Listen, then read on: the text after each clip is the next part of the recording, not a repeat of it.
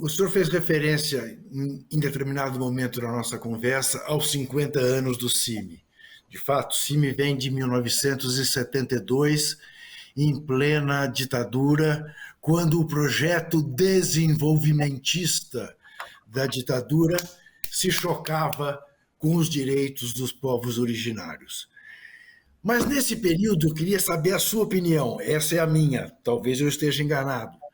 O senhor concorda que durante muito tempo as forças progressistas brasileiras não deram a devida importância à questão indígena no Brasil, não trataram com o devido respeito aqueles que estão aqui desde muito antes do Brasil ser revelado por Pedro Álvares Cabral?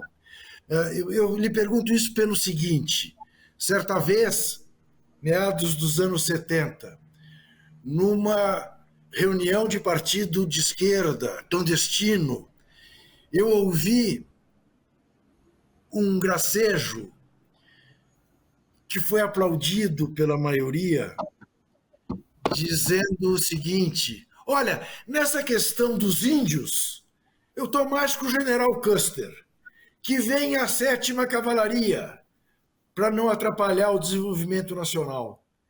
O senhor tem essa visão que os progressistas brasileiros pecaram durante muito tempo em relação a essa questão? Evidentemente, quando nós olhamos a história do Brasil, quando nós olhamos os direitos dos pobres, não é só a questão indígena, a questão dos africanos que foram trazidos a ferro e fogo, né, com a cruz e a espada, né, e a igreja também reconhece isso.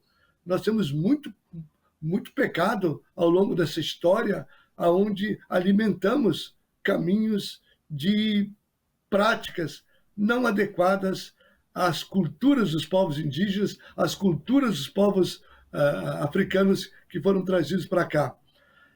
Evidentemente isso.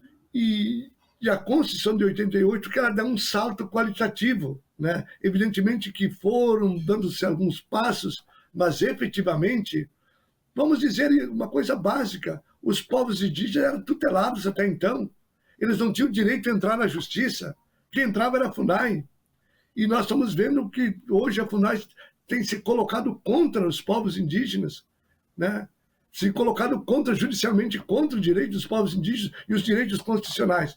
Então, o senhor tem toda a razão, concordo em grau, gênero e número da sua tese, que nós temos uma dívida, e essa dívida também veio de muitos pensadores chamados progressistas ou de esquerda, que nunca, né, olhamos para essa realidade, que também a Igreja reconhece isso.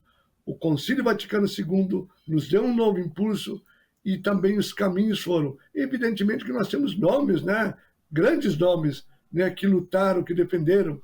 Né, quem não leu, né, Padre Antônio Vieira, né?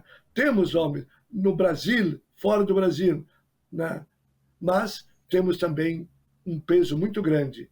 E o Papa usou, eu lembro de novo, Puerto Maldonado, por mais que a Igreja tenha feito, deve fazer muito mais para que esses povos possam viver com dignidade e os seus direitos respeitados. E seus direitos respeitados é, sobretudo, a preservação dos seus territórios. Porque os povos indígenas, sem seus territórios,